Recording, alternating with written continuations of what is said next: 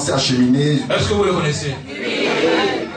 C'est sa fille, hein, qui voulait le tuer, et en retour, celle-là est partie. Attends, on voit la cicatrice derrière toi là.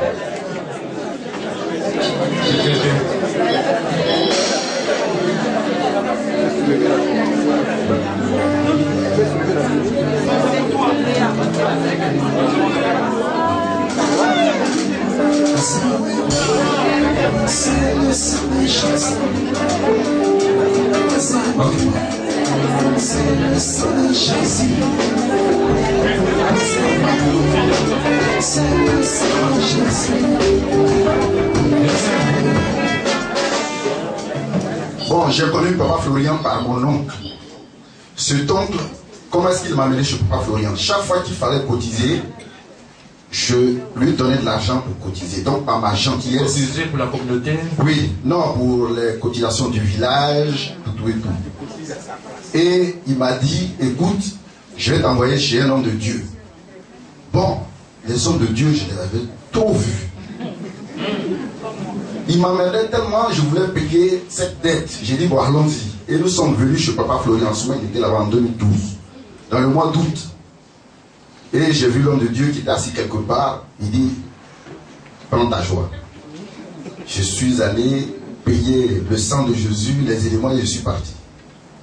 Et je me suis foutu pour m'aller avec. Dans la même semaine, j'ai vu ma mère en rêve qui m'a jeté un pain-kita tissé avec des fils dorés. Ça veut dire quoi? Prends ta bénédiction. Je suis venu dire à Papa Florian, il a souri, il dit, écoute, continue de prier, mais seulement il faut t'attacher à moi. J'ai dit, mais ça c'est quel homme de Dieu ça qui ne parle pas?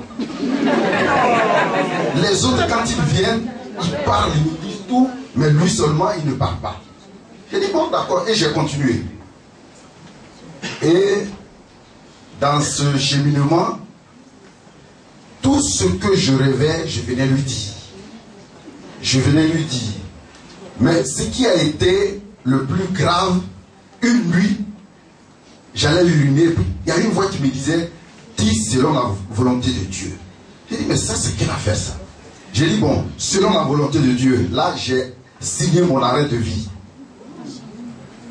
C'était comme si je ne tenais pas, c'est-à-dire je ne maîtrisais plus le volant. Tout ce qui se passait, c'était selon la volonté de Dieu. Alors, vous savez, quand Dieu veut vous amener à lui, il passe par plusieurs chemins. Moi, je suis entrepreneur. Mais tous mes chantiers se sont arrêtés tout d'un coup. Tous mes chantiers. Tous ceux qui me payaient, tout s'est arrêté. Je suis venu dire à Papa Florian, il dit, ah mais papa, je ne sais pas, mais j'utilise les choses. Il dit non, continue de prier. Et dans le mois d'avril, avant toutes ces grandes pluies, j'avais souscrit pour un marché de 19 millions. Ce marché a été signé. Mais au moment où on avait réellement besoin de moi, j'étais couché, j'étais malade. Donc ce marché de 19 millions, je ne l'ai pas eu. Mais avant cela, dans le mois de novembre, eh bien, il y a une voix qui me disait, je peux faire plus que cela. C'est-à-dire avant le mois d'avril, j'ai dit ça en vrac pour être plus rapide. Et le grand patron de Laurier, vous connaissez l'entreprise Laurier, il m'appelle. Il dit non, viens tout de suite parce que tu nous intéresses. Parce que j'avais déposé des dossiers là par rapport aux logements sociaux. J'arrive, on me donne un marché de 108 millions. 108 millions. Mais écoutez, une personne qui a un marché de 108 millions, la personne a 2000 francs en poche. Parce que tout était arrêté. J'ai dit, mais comment je peux faire ça? Donc j'appelle mon fils qui dit, non, j'ai un ami qui a la cible, allons le voir. Il voit le dossier, il tremble sur lui. Il dit, bon, je vais te confier à un autre ami qui va te donner de l'argent. Ce gars-là me donne rendez-vous pour le mardi qui a suivi. J'arrive, le gars n'est pas venu. Donc, du coup, mon avocat me dit, résilie le contrat. Je résilie le contrat. Mais c'était la descente aux enfers. Je suis venu dire à Papa Florian, Il dit, il faut prier. Mais je vous dis que j'ai marché d'ici jusqu'à la dernière station de Port-Boué. Je ne savais même pas où j'allais. Et ça a continué. Mais qu'est-ce qui s'est passé après? N'ayant plus de chantier, c'est moi maintenant qui envoyais les gens ici. C'est-à-dire, on peut m'appeler. Oui, et est-ce qu'on dit, tu connais un homme de Dieu qui s'appelle Papa Florian? J'amène la personne ici. Le mois d'avril, ma fille qui allait rendre sa fille, si je peux me répéter, visite à Maféré, c'est-à-dire ma petite fille. Sachant que ma petite fille est sorcière, je viens prendre les éléments ici chez Papa Florian. Je donne à ma fille. Je dis, il faut te pommader, tout et tout, parce qu'il faut que tu te protèges de ta fille. Elle commence à se pommader, c'est l'effet contraire. Elle tombe malade. J'ai dit, mais toi, dans ta maladie, est-ce que tu peux aller à Maféré? Elle dit, oui, je peux aller à Maféré. Elle s'en va. Mais quand elle est revenue, après le colonie de Pâques, elle n'est plus repartie à l'école. C'était la maladie. Et dans cette période de dure chose, j'étais obligé de payer les médicaments jusqu'à ce qu'on se retrouve au mois d'août à l'hôpital. J'appelle ma petite fille, parce qu'elle était admise à son examen. Elle dit, papa, grand-papa, c'est grand-maman qui fait que ma maman est malade. J'ai dit, mais c'est quelle affaire ça? Elle dit, oui, c'est grand-maman qui fait. J'ai dit, bon d'accord, dans ce cas-là, il faut vite revenir sur Abidjan. Et je suis venu ici avec sa maman même voir Papa Florian. Papa Florian a dit, oui, il faut qu'elle vienne. Mais elle était déjà à l'hôpital. Et c'est là que j'ai envoyé de l'argent pour qu'elle vienne. J'ai expédié l'argent un lundi. Mais je vous dis qu'elle est arrivée à Abidjan un dimanche, pour ne même pas que je l'envoie chez Papa Florian. Je dis, mais vous avez menti. Je l'ai trouvé à la gare de Bassam. J'ai pris le sang de Jésus. À peine elle a vu le sang de Jésus, elle voulait fuir. Mais ce sont les gens là, les vendeurs, si vous connaissez le feu là, ceux qui vendent les chaussures là, ce sont eux qui l'ont attrapé. Et je l'ai pommadé, on a traversé. Ah oui, on allait maintenant au CHU voir sa maman. Quand on a traversé, arrivé devant Sikomek, si vous connaissez le magasin, elle a commencé à parler. Que oui, c'est grand-maman qui m'a initié, c'est grand-maman qui fait tout ce qui se passe. Mais je vous dis, le témoignage est là, vous allez regarder pour ne pas être long. Jusqu'à ce qu'on arrive à l'hôpital.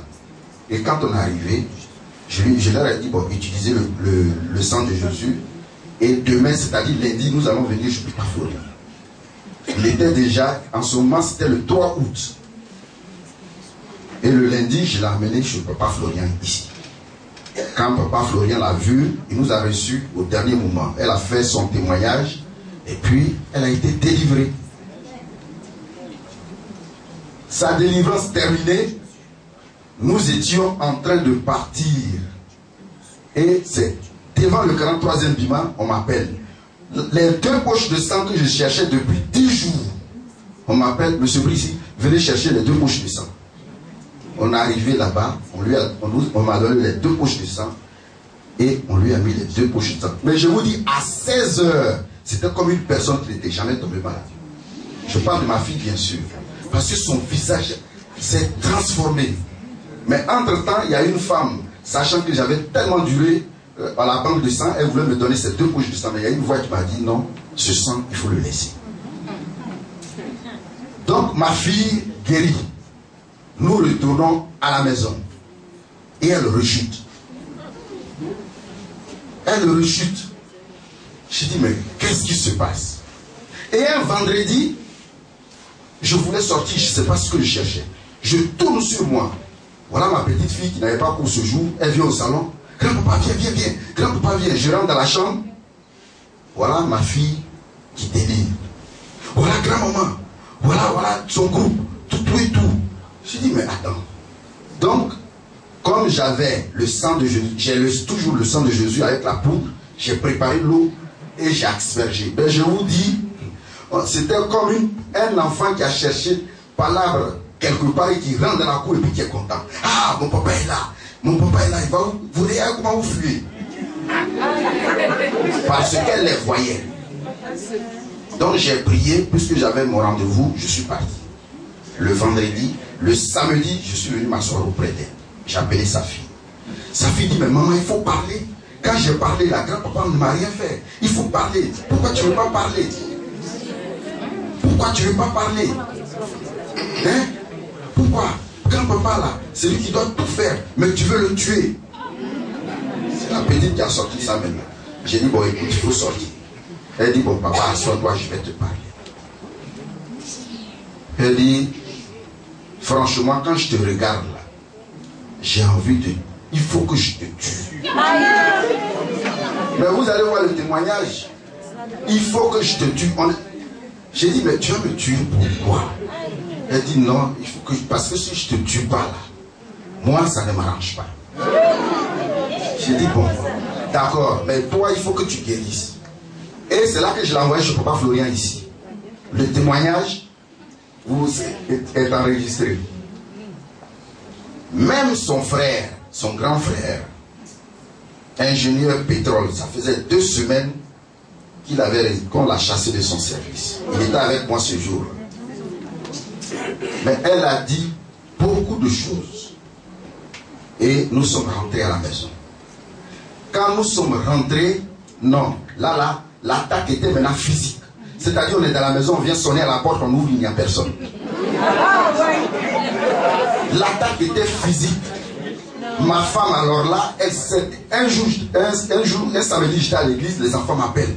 Papa, il faut venir. Parce que maman, je retourne, il y a une qui était blessée sur la tête. Le sang coulait. J'ai dit, mais qu'est-ce qui se passe? Tu frappes les enfants. Elle dit, non, les enfants ne me respectent pas. D'ailleurs, même, je vais partir. J'ai dit, tu vas rester. Donc, je règle ce problème, mais moi, je savais ce qui se passait.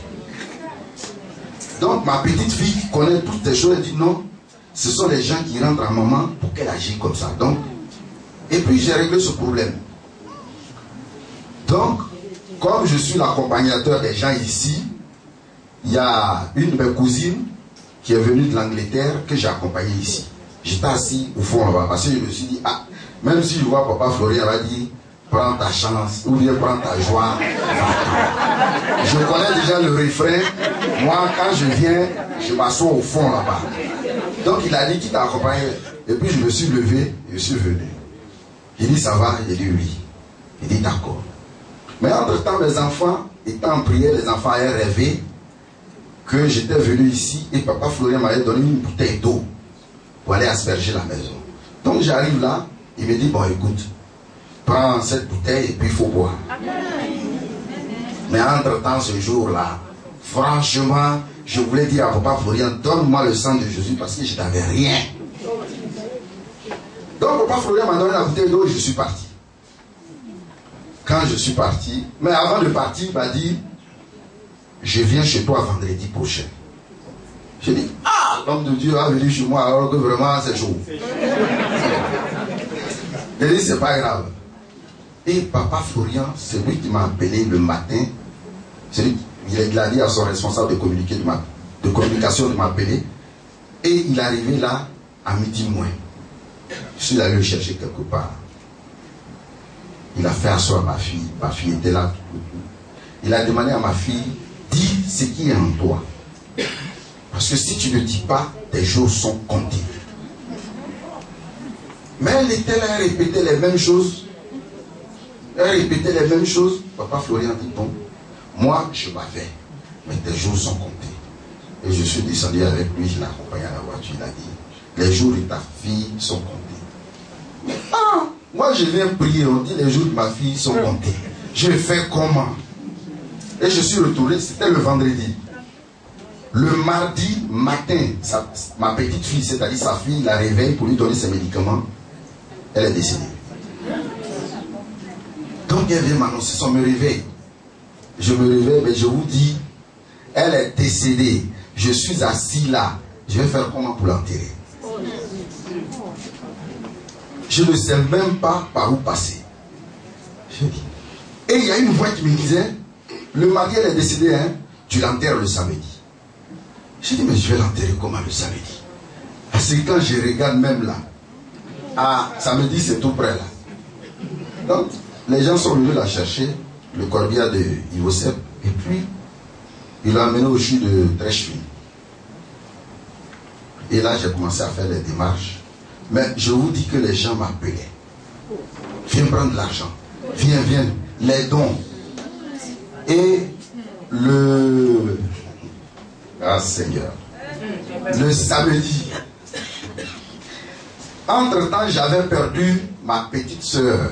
Ma petite soeur est morte le 10. Ma fille est morte le 20.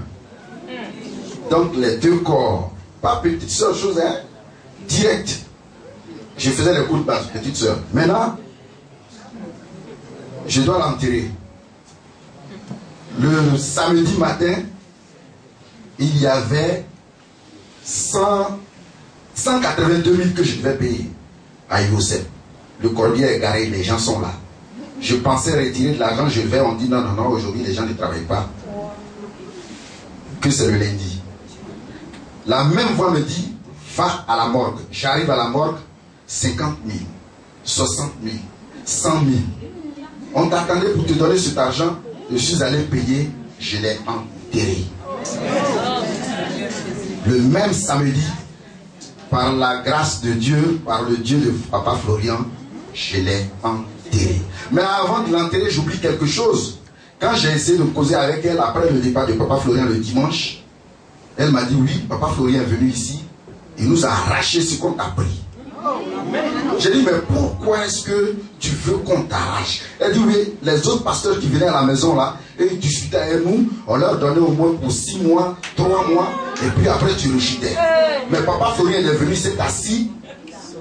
Grand-maman lui a donné, il a arraché de force. Moi, il m'a arraché de force. Il n'a même pas discuté avec nous. Lui, il ne discute pas avec les gens. J'arrache.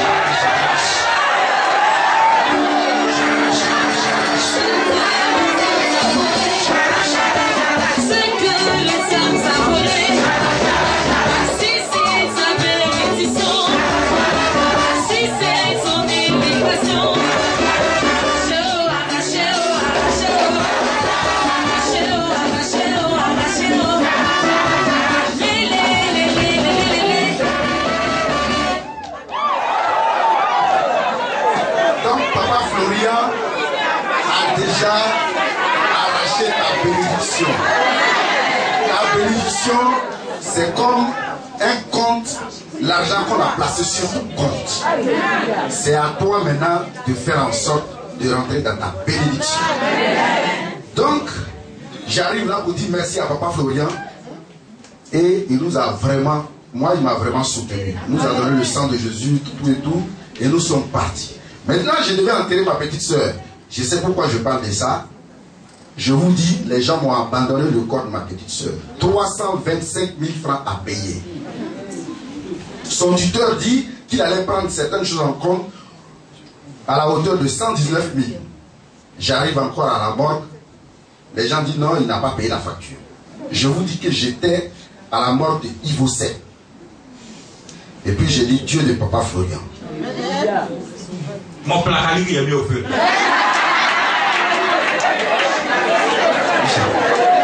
J'ai dit Dieu de Papa Florian. Ça, c'est ce que tu vois. Je vous dis que la voix m'a dicté 2 noms. J'appelle le premier nom. Le bonhomme me dit non, mais je suis en train de partir sur Adiaké. Là, bon, tu n'as pas vite parlé. Le deuxième nom, j'hésitais parce que normalement, au moment où j'appelais, il devait être aux États-Unis. Il m'a dit oui, bon, tu m'excuses, je ne suis pas venu parce que je suis pris, tu sais, j'ai des affaires au Burkina et présentement, ce qui se passe, je suis obligé de rester. Il dit bon, écoute, viens me sauver parce que c'est chaud. Il dit non, toi et tes comédies là. Il dit non, viens, c'est vrai, j'ai une facture là, je ne sais pas comment je vais faire, je vais enlever le corps. Il dit j'arrive tout de suite. Il est venu, il a eu le temps d'ouvrir sa portière, que je monte, qu'il me tende l'argent et qu'il parte. Et j'ai payé et j'ai enterré ma petite soeur. J'ai enterré ma petite soeur. Maintenant, hier, non, je coupe maintenant. C'est la dernière chose. Je vous dis que dans la journée d'hier, j'avais l'envie de venir ici aujourd'hui. Je n'avais que 500 en poche. Ma fille vient, elle dit papa, vraiment, mon goûter tout et tout, avec ses soeurs. J'ai dit, bon d'accord, voilà 500, on prend 250. Et puis chose. Donc j'étais assis là, j'ai dit non, Bon, je suis à Marcory, donc je calcule. Non, mais je peux marcher doucement, c'est pas grave. Et puis au retour, bon, je vais me débrouiller, je prends le bus et au retour. Donc j'étais là en train de tourner sur moi. Et puis on m'appelle. Oui, mon fils Brissi. Il dit, maman, j'ai une femme. Il était en train de faire ses travaux, les travaux étaient arrêtés. Elle me dit, est-ce que tu peux venir me voir de suite? J'ai dit, maman, je viens tout de suite. Mais quand il dit, je viens tout de suite là, l'homme qui va aller à Angré, qui a 250 en poche. Je dois aller à Angré. Et je ne sais même pas ce qu'elle va me dire. Peut-être qu'elle me dit, oui, le travail là même vraiment, c'est-à-dire. Donc je vais voir une soeur à côté. Elle dit, écoute, donne-moi 2000, je vais à Angré, au retour, je te rembourse. Elle dit non. Elle dit non, vraiment. Elle dit, hey, je dis au retour, je te rembourse. Je dis, je te rembourse. Donc je pars à Angré. J'arrive, la vie était là. Depuis là, il dit, la vie est embouteillage. Depuis, la vie dit oui, c'est-à-dire, tu sais, le travail là, bon, ouais, vraiment, c'est-à-dire, 1 million.